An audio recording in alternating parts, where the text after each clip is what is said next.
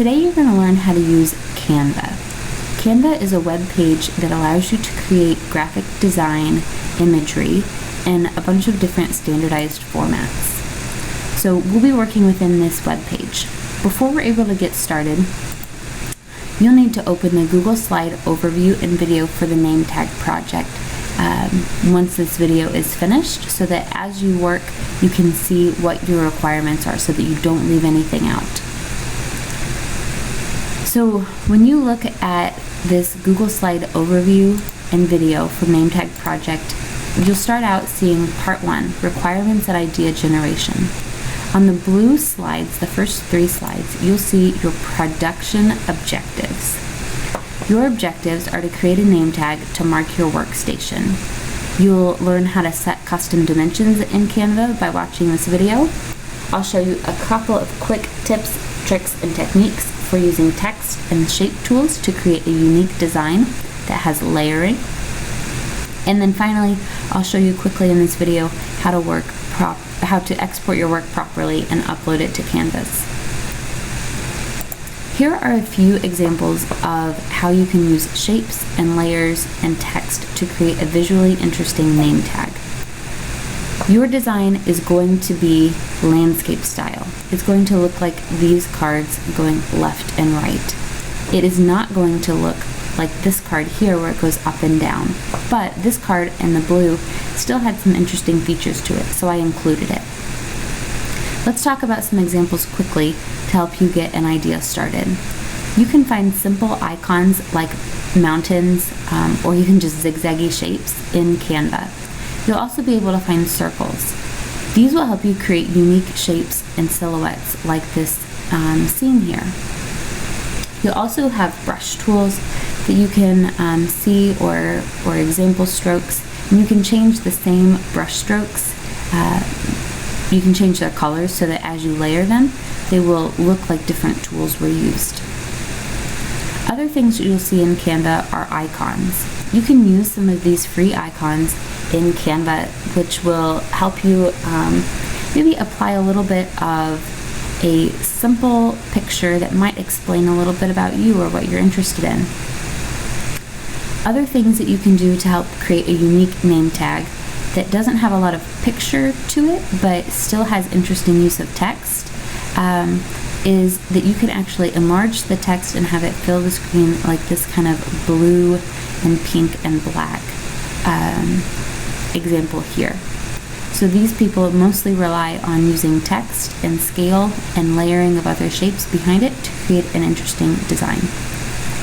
In the bottom left corner here, you see shapes layered over text. The text is actually quite standard and kind of boring, but what makes it interesting is that you have these shapes that cut in over the top of the letters, and then it creates these interesting cutout shapes. More layering that you can do using kind of these brush stroke tools. I would hope to see more than just one stroke like this, but if you had creative stroke work in a cohesive or united color scheme, this text here is easy to read and it looks like it belongs together, and so it's a successful design. Finally, you can add patterns or create patterns in specific areas and leave the rest blank. Maybe you have more pattern and small blank spaces, or lots of blank spaces and a little bit of pattern. But choosing to leave areas less filled, like this or this, can create interest. So you're already in this part 2 video guide right now. That's how you're watching this. Later, if you need a recap on submitting your work to Canvas, you can follow these pink slides. But you're not finished until we get to this final slide. So when you see me go through this final slide, you know that we're all done. So again, our name tag production objectives. It has to have custom dimensions set by everyone so that everyone's name tag's the same size. We're going to use text, shapes, and even some layering to create a unique design. Let's get started. Go to canva.com If you do this on your iPad, it's going to still let you work, but it might be set up a little bit differently. The user interface is going to look a little different. If you're new to Canva, if you've never been on Canva before, you'll need to sign up. So you can hit Education, sign up with Google, and you're going to use your school Google account. I'm already set up with Canva, so I'm just going to sign in.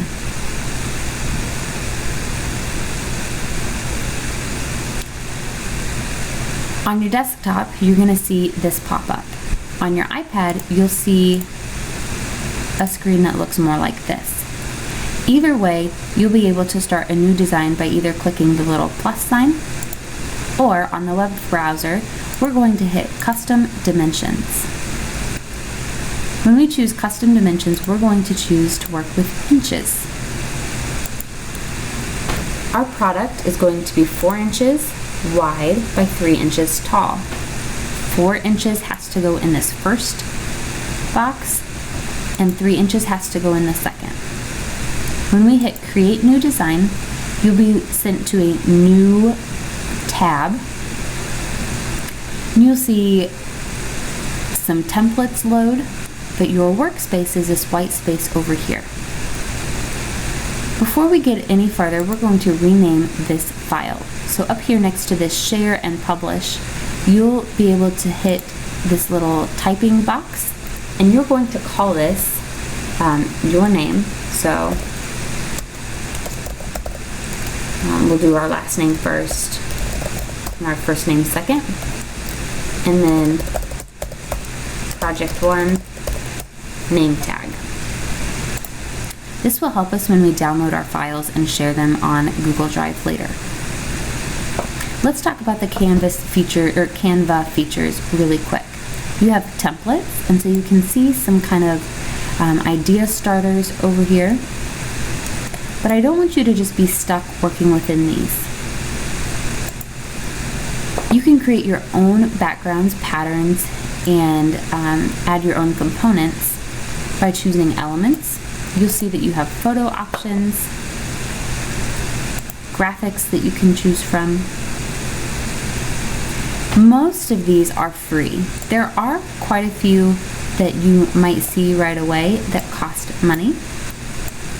And you'll see these little like checkbox grid marks through them. If you wanted to remove the watermark, you would have to purchase this. So we're going to avoid that altogether. We don't need that feature. So we'll just choose other design components that are free. I don't expect you to spend any money on this. Your text, again, you can add a heading, a subheading, or a bit of body text, and then you can change the style, or you can find some templates set up for you. For sake of time, I'm going to choose a new template.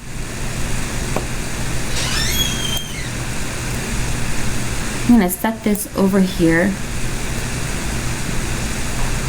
and I can scale down or scale up as I need.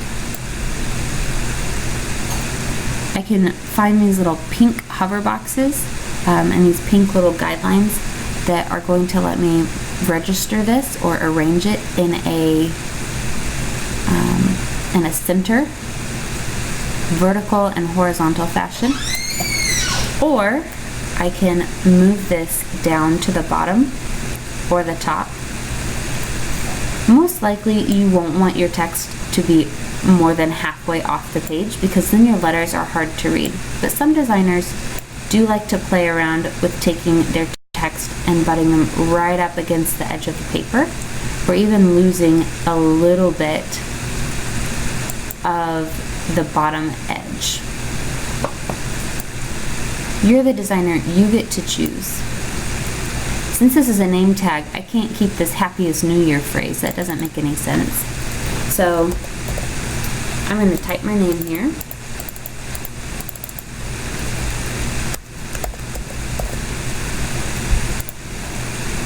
One of the cool features about Canva is that you're able to choose or click on your components, and you can copy those components.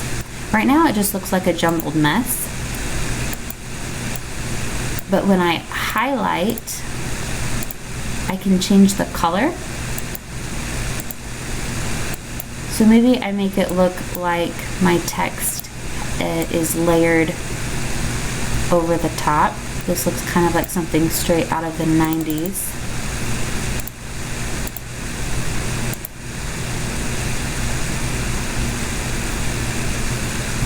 Another cool feature where you're still creating layers that Canva offers are all of these different shape layers, especially. Your shape layers, some of them are a little more geometric, some are more organic, and some are kind of a distressed edge. You also could add backgrounds. So as you scroll through, you'll see some backgrounds. I'm going to go ahead and add a background first.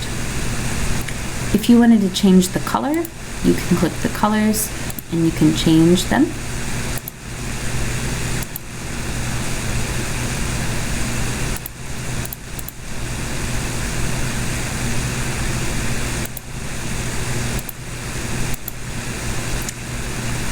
If I decided that I wanted to go back in space and edit the text behind, so this kind of like black text, I may just need to move my shapes around so that I can see the layering a little bit more.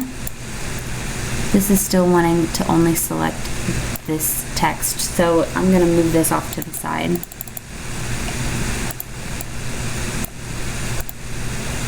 Make this white. Play around and make that white. This is a little less 1990.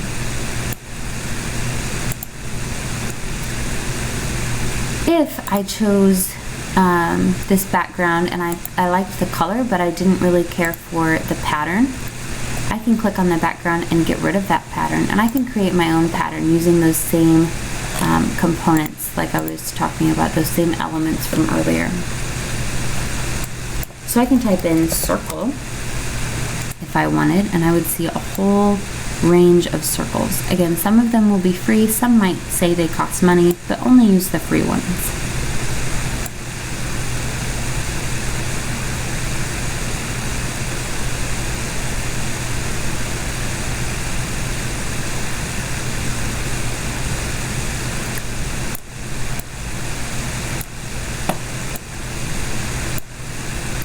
Again, I can change the color.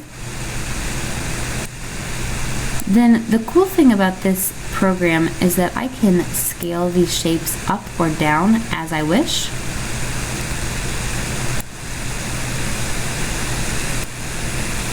I also can copy them, and I can layer them, or I can tile them. So I could create an interesting edge or border. Again, those pink rulers are going to help you have alignment. I can hold Control down on my keyboard and choose multiple sets of objects. I can hit Control C and Control V to copy and paste that same shape. So now I have lots of shapes quickly filling my screen.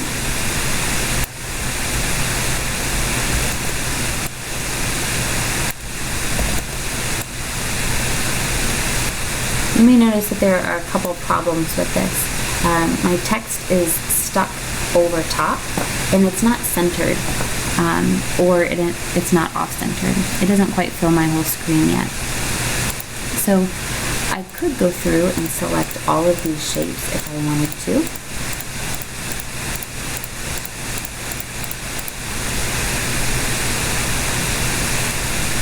And I can move them around as I please. I can change their position. I can put them all the way at the back. I could bring them forward. By bringing them forward, I'm going to see some of that pattern go in between my two different layers of text. have some of my shapes have gotten a little bit wonky. So if I didn't like something that I have done, I can undo or redo.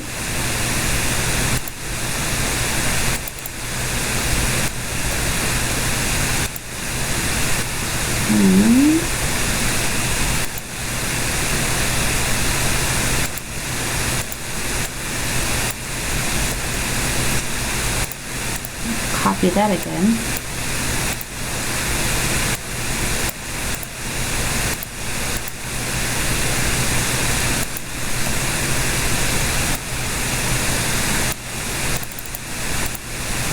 What happened there?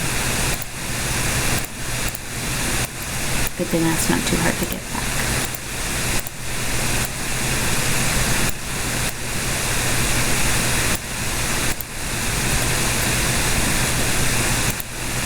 So I can hit delete on my keyboard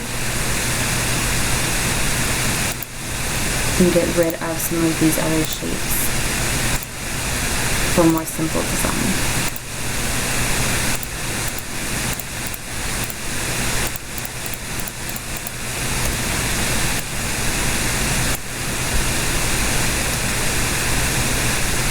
So there you have it. You have quite a few different ideas given to you. When you're all finished, this design right here is too plain to be considered finished. But I'm not going to waste your time by making you watch an extremely long video of me playing around with design. When you're finished with your design, you're going to hit this download button. You're going to change the file type to a JPEG. This time we'll change it as a JPEG. Oftentimes though, you're going to save it as a PDF, but today we're choosing JPEG. You're going to hit download. You may get a pop-up, in which case you can just close it out. You'll see your file pop down in the bottom toolbar. Don't click on it just yet. Just leave it there. The next thing you'll need to do is log into Google Drive. Here you can see I have a finished example already, but your project folder is probably empty. So in that digital design folder, you just want to make sure that you choose project 1. From here, I have two different ways that I can upload a file to Google Drive. I can choose this bottom toolbar. I can left click and hold that file, drag and drop, again by left clicking and holding, or I can hit new, file upload, and this is saved to my downloads. So I can go to my downloads folder, I can organize my downloads by date, and I'll be able to see my project listed right here. I can see that it has my name on it, project 1, and it's got the date and time. Once you have your work uploaded to your Google Drive digital design folder, you'll need to log in to Canvas. You're going to go to our modules,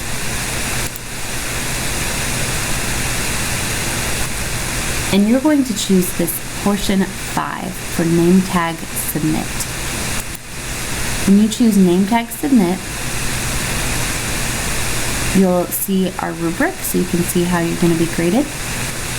The instructions say submit a JPEG of your name tag project here.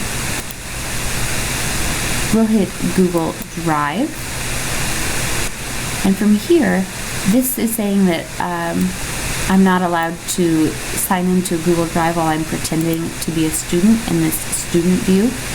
But on your view, you'll be able to sign into your Google Drive. In this box here, you're going to see a list of all of the folders in your Google Drive. And you're going to want to choose your digital design folder. So in this main box here, you'll see a window pop up. It's kind of like this. You'll go through and you'll find your project 1. You'll choose your project name tag. and then you will hit Submit Assignment. Once you're finished that, you'll be able to see a little blue check mark pop up in this one of the top corners of your windows in Canvas. That means that you're finished. So at this point, if you need a recap, you can find the recap of how to submit your designs in the Google Slides